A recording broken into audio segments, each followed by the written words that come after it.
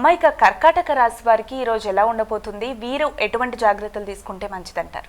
కర్కాటక రాశిలోకి వచ్చే నక్షత్రాలని ప్రధానంగా తెలుసుకుందాం. కర్కాటక రాశిలోకి వచ్చే నక్షత్రాలు మనకి పునరోసు, పుష్యమి, ఆశ్లేష. ఈ కర్కాటక రాశి వాళ్ళకి వ్యక్తిగతంగా ఆలోచనలు అధికంగా ఉంటాయి. అలాగే వృత్తికి సంబంధించిన విషయంలో కొన్ని కీలకమైన నిర్ణయాలు తీసుకోవడానికి ఆస్కారం అనేది ఒకటి ఏర్పడుతుంది. అలాగే నూతన ప్రదేశాలు సందర్శించడానికి కొన్ని ఆలోచనలు చేస్తారు. సంతానం యొక్క ఆరోగ్య విషయంలో కానీ, వారి అభివృద్ధి విషయంలో కానీ, ఇష్టపడిన వ్యక్తుల కొరకు ఖర్చుల విషయంలో కానీ మొదలైన వాటికి ఆస్కారం అనేది ఉంటుంది.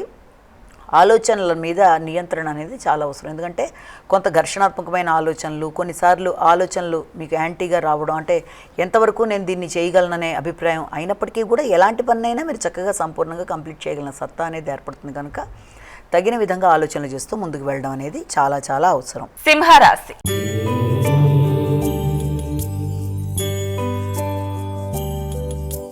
అమ్మాయిక సింహరాశి వారికి ఈరోజు ఎలా ఉండబోతుంది? వీరు ఎటువంటి జాగ్రత్తలు పాటించాలి? సింహరాశి వాళ్ళకి ముఖ్యంగా పెట్టుబడులకు సంబంధించిన విషయాల కోసం ఆలోచనలు చేస్తారు. విదేశీ అవకాశాల కొరకు ఎక్కువ దృష్టి సారిస్తారు. అలాగే ఆర్థిక సంబంధమైన విషయాల మీద పెట్టుబడుల కొరకు, దీర్ఘకాలిక పెట్టుబడుల కొరకు, అలాగే శ్రమ మొదలైన వాటికి ఆస్కారం అనేది అధికంగా ఉంటుంది.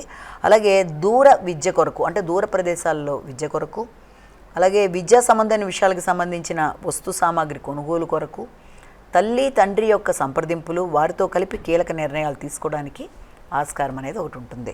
కన్యా రాశి.